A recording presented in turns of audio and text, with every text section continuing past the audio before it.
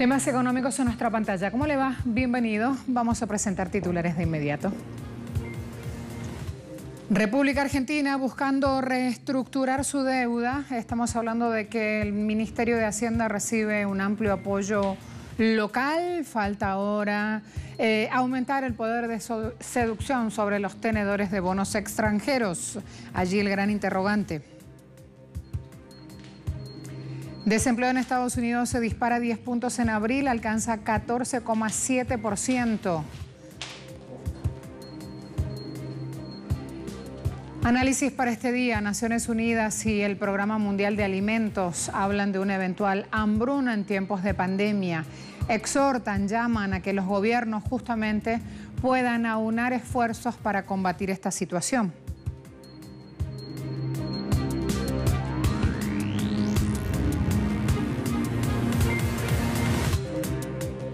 El gobierno argentino canjeó 1.600 millones de dólares de letras denominadas o nominadas en moneda extranjera por bonos en pesos ajustados por SER. El riesgo país se ubicó en 3.321 unidades con un retroceso de 38 puntos, una colocación que es el primer paso en el programa de desdolarización del mercado financiero local, una licitación que se hizo captando letras en dólares a un tipo de cambio oficial de 67 pesos por bonos en pesos con una tasa del 1,5% más SER. La operación permitió el rescate de letes en dólares que estaban defolteadas luego de 3 prórrogas o reperfilamientos. El primero realizado durante la gestión de Cambiemos, junto a un remanente que vencía en el transcurso de este año, 30 de septiembre y 31 de diciembre próximos. Como contrapartida se entregó un paquete de bonos en pesos que rinden por encima de la inflación, con un primer vencimiento de intereses en septiembre, luego cada 6 meses, y capital en 2022, 2023 y 2024. Queda por delante el desafío de lograr convencer a tenedores extranjeros. Al apoyo del Fondo Monetario Internacional, gobernadores, intendentes, bancos nacionales, empresarios, industriales, gremios, sindicales, organizaciones sociales, también ayer les comentábamos que se sumó un escrito firmado por 135 académicos internacionales que apoyan esta propuesta de reestructuración de deuda argentina. El escrito tiene la firma de prestigiosos economistas como Stiglitz, como Edmund Phelps, Carmen Reinhardt, Jeffrey Sachs, Dani Rodrik, Kenneth Rogoff, Carlos Ominami y Tomás Piketty, entre otros. El equipo económico que lidera Martín Guzmán negocia con acreedores la reestructuración de un pasivo que dejó el macrismo de 68.800 millones de dólares de deuda bajo legislación extranjera. La propuesta original que hizo el gobierno fue rechazada por los principales acreedores, quienes pretenden menor nivel de quita de capital, periodo de gracia e intereses de los que propone Guzmán. En México, el presidente López Obrador indicó que su gobierno sopesa el establecimiento de un semáforo que determine los estados y municipios donde podrían regresar las actividades económicas. Allí donde mayor cantidad de contagios hay, separa el rojo, el amarillo donde van a empezar a tener otro tipo de precauciones y el verde donde es una zona libre de contagios.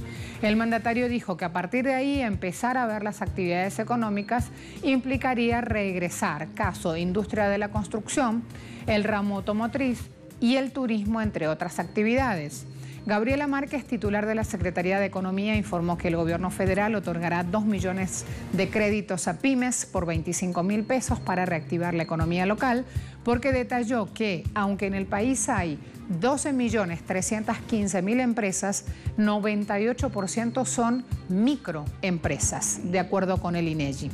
Durante abril, la producción de autos en México tocó un mínimo histórico al caer 98,76% a 3,722 unidades respecto al mismo mes del año 2019, según el mismo INEGI. Ante los números, actores empresariales insisten con la necesidad de abrir la economía y López Obrador va sopesando justamente esos ánimos. En Brasil, el presidente Bolsonaro sigue defendiendo la necesidad de una acción coordinada entre los poderes para revivir la economía. En una conferencia virtual hecha ayer, el mandatario señaló al juez Díaz Toffoli, presidente del Supremo Tribunal Federal, que según los cálculos del ministro Guedes ya se perdieron 10 millones de empleos por la pandemia. Un empresario que participaba de esta reunión dijo que la capacidad instalada de la industria está en un 40%. En ese marco, el presidente le confirmó a periodistas que vetará parte del llamado presupuesto de guerra aprobado por el Congreso para evitar los límites fiscales.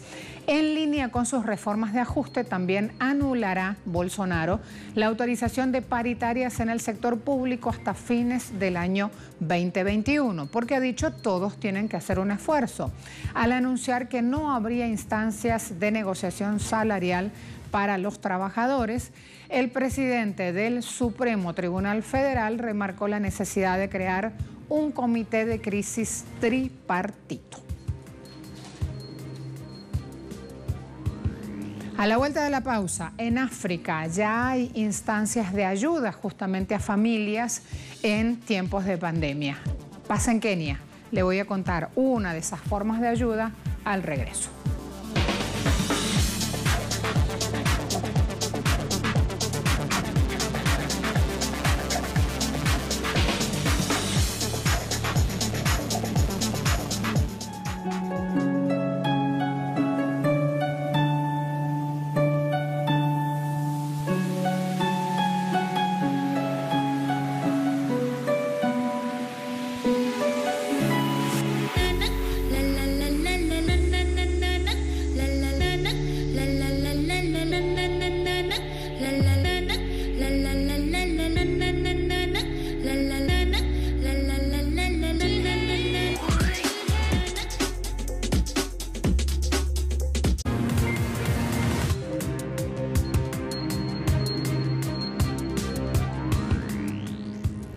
En Nairobi, una comunidad que alberga unas 250.000 personas, se impulsa un esquema de mecanismo social que consiste en la adopción de una familia para apoyarla financieramente en tiempos de pandemia. En Kenia, la iniciativa Adoptar una Familia fue creada por el movilizador comunitario Moses Omondi. Él dice que quería responder a la crisis ayudando a las familias necesitadas. Y es que el desempleo es alto en esta localidad de Nairobi. Antes de las medidas de cierre, que incluyen un toque de queda de 21 días aproximadamente, el 50% de los residentes trabajaban en empleos informales poco calificados o en un área industrial cercana. Con la llegada del coronavirus, muchos han perdido sus empleos y ya no tienen ninguna fuente de ingresos.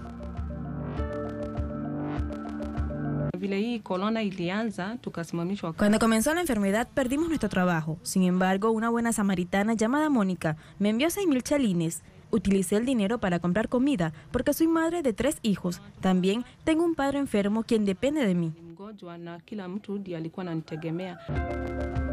A través del programa Adoptar una Familia, los donantes pueden enviar dinero a las familias que eligieron para ayudar a través de servicios de banca móvil. Los donantes locales también pueden recolectar y distribuir víveres y suministros vitales. Esta es mi tercera familia en adoptar. Me miré a mí mismo. Si fuera mi familia la que pasara hambre y no pudiera mantenerse por sí misma, y entonces pensé que tenía que salir en apoyo de estas familias. Y la razón por la que he decidido adoptar es porque la comida es una necesidad básica y es muy doloroso para alguien pasar hambre, mientras que yo puedo proporcionarles una comida. De acuerdo a su creador, el plan ha ayudado a más de 90 familias hasta ahora y espera poder llegar mucho más allá de ese número. El programa ha recibido elogios del gobierno de Kenia, incluido el presidente Uhuru Kenyatta y otros líderes locales. Hasta ahora la mayoría de los donantes son de Kenia, pero cada vez más personas en Canadá y Reino Unido también están comenzando a contribuir. Otro panorama: Australia, agricultores se muestran optimistas, tienen esperanzas de que llegue la temporada de lluvias. Han estado azotados hasta ahora por la sequía, por los incendios forestales y por la pandemia. En los últimos años, el este de Australia sufrió una de sus peores sequías, que obligó a muchos agricultores a cesar la actividad. Pero en los alrededores de Tamworth, una localidad a 5 horas en coche de Sydney, las recientes lluvias y las previsiones de nuevas precipitaciones aún más abundantes podrían alcanzar para garantizar la continuidad del sector agrícola, a pesar de la llegada de la pandemia de coronavirus. Ante esta situación, Kevin Tong quiere creer que la llegada de la lluvia sea sinónimo de días mejores para él y para todos los ganaderos del sudeste de Australia. Era estéril. Realmente estábamos luchando por la alimentación y el agua. Y para lo que tenemos ahora, compañero, es sorprendente la forma en que el país ha respondido a esa lluvia. Sin embargo, es la primera vez en mucho tiempo que los agricultores muestran un poco de confianza. Los expertos de Rabobank, Australia, también esperan un buen año para el sector agrícola, a pesar de las incertidumbres económicas mundiales. Muy orientado a las exportaciones, el país debería beneficiar de la debilidad relativa del dólar australiano. Los agricultores como Tong han vivido una verdadera mala racha de sequías, incendios forestales catastróficos e inundaciones. Esta última caída de lluvia que tuvimos hace 2 o 3 días, 1 pulgada, es ideal y solo les da a todos la confianza de que pueden seguir adelante y sembrar los cultivos y saber que comenzarán bien. Pero no queremos dejarnos llevar. Ya sabes, hay un largo camino por recorrer para cosechar y la madre naturaleza puede darse la vuelta muy rápidamente. Por su parte, John Walters, director general de la organización Rural Aid, indicó que esta situación fue una cadena de calamidades sin precedentes en el campo, que hundió especialmente a los productores agrícolas. Explica John Walters, director general de la organización Rural Aid. Del mismo modo dijo que muchos agricultores necesitan heno para el ganado, agua limpia o ayuda financiera, pero también apoyo psicológico. Afirmó que la lluvia no hará desaparecer la necesidad de un apoyo psicológico, tampoco el fin de las restricciones relacionadas con el COVID-19. Por otra parte, Kevin Tong cree que la epidemia no ha cambiado tanto su vida cotidiana. En un país tan grande como Australia, el aislamiento es un modo de vida para los campesinos que practican la distancia social a diario. Hemos seguido trabajando porque el virus no afecta a las ovejas y al ganado y a cualquier otra cosa, y hemos tenido que preparar nuestro país para la cosecha de invierno. Finalmente, hay que destacar que aproximadamente 70% de la producción agrícola australiana se exporta y la gran mayoría de los alimentos que se consumen localmente se producen en el país. Tong aseguró que si hay algo que los consumidores no deben temer, es una escasez, y dijo: es bueno que podamos ayudar a la gente. Todo el mundo tiene que comer. Siempre habrá demanda para nuestros productos.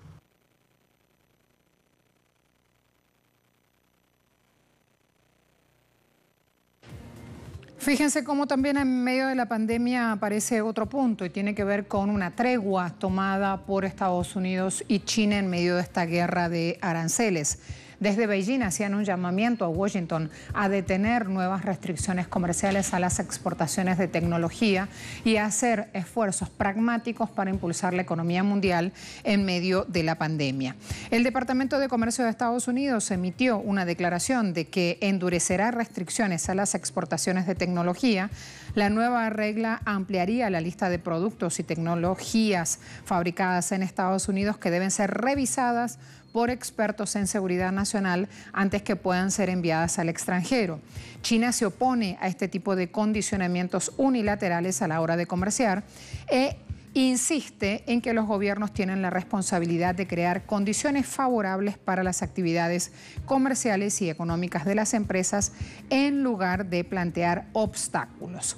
Así entonces, los integrantes de la delegación china en un encuentro con Estados Unidos prometieron una atmósfera y condiciones favorables para implementar el acuerdo financiero que ya firmaron en enero.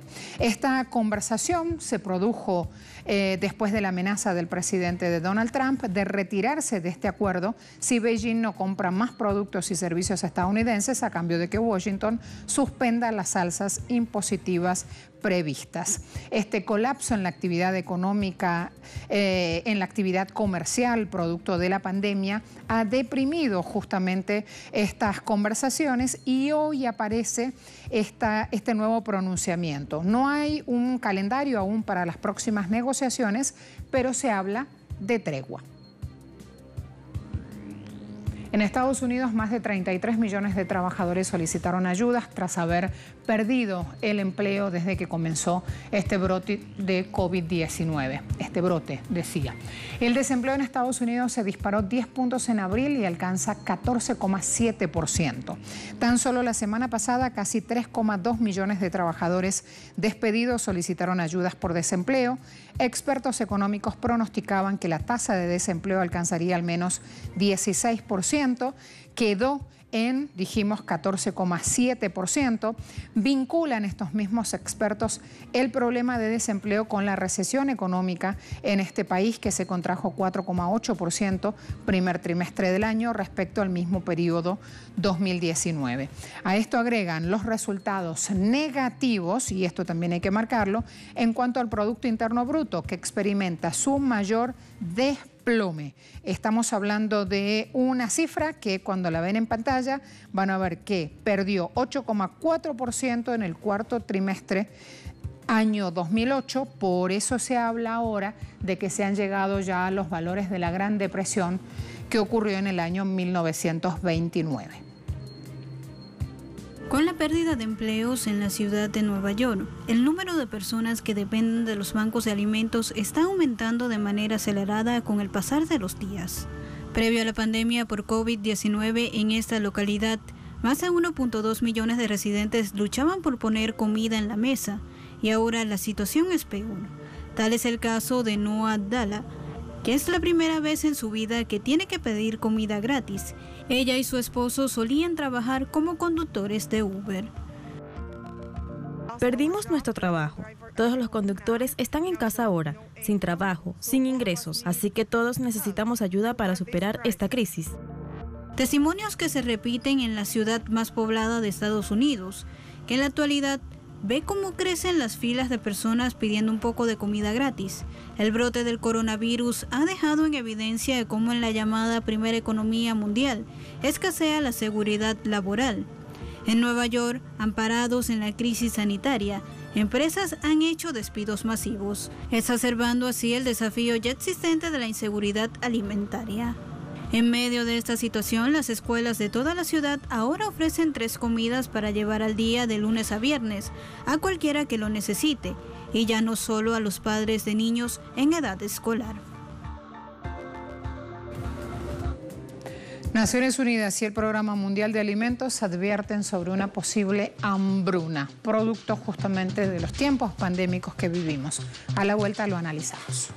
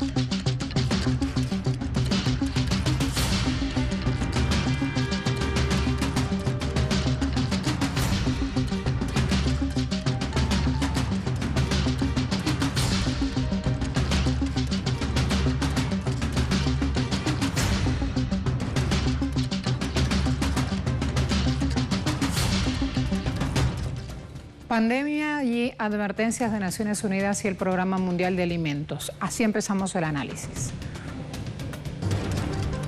La ONU advierte que debido a los riesgos de recesión económica que enfrenta el mundo, hay una alta probabilidad que la pandemia por coronavirus empuje a 130 millones de personas a la inanición y la hambruna podría afianzarse en algunos países por su situación económica. También acotan que en el peor contexto se estaría salvando a la gente para que mueran de hambre, si no se ponen en marcha planes para la protección de la sociedad, no solo en el corto plazo, sino también a futuro.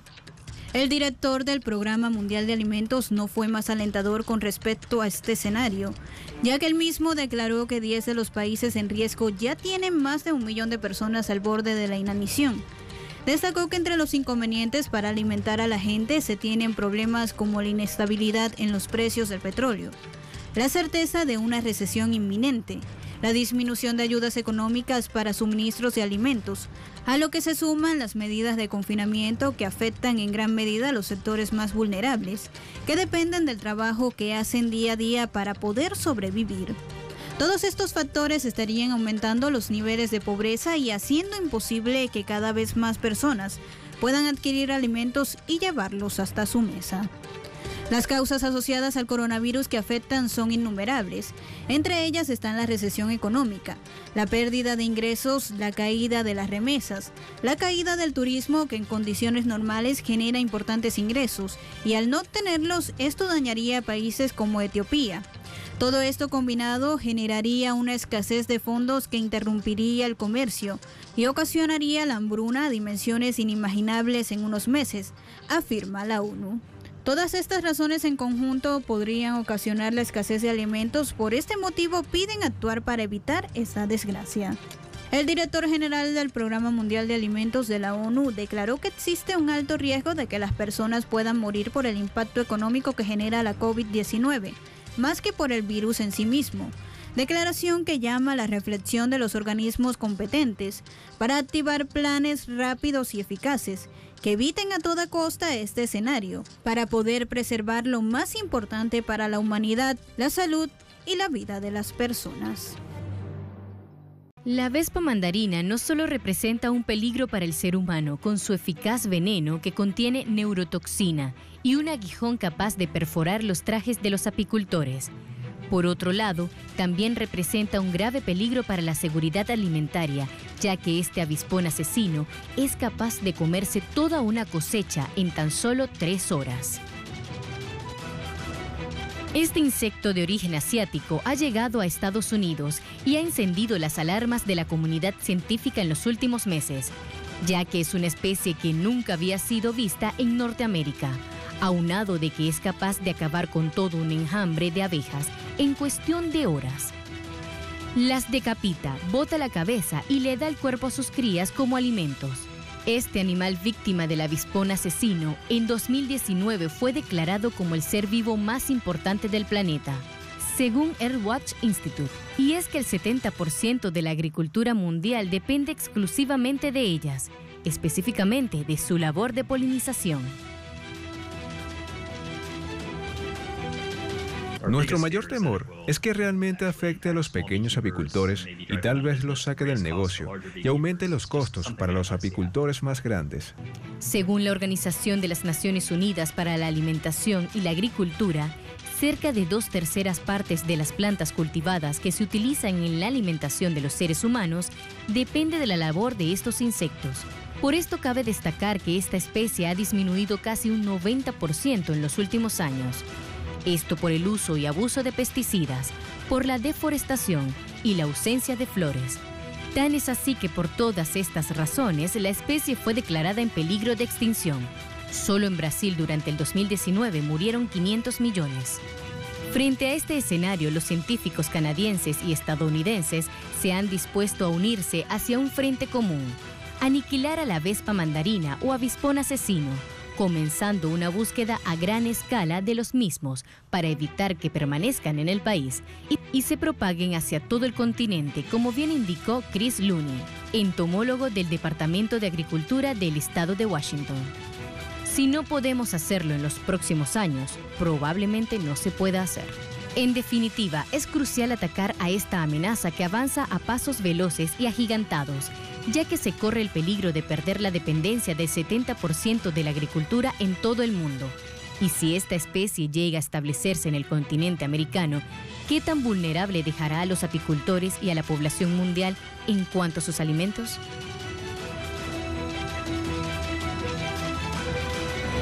Por si faltaba algo, también surgió este insecto en el panorama. Gracias a todos, hasta la próxima.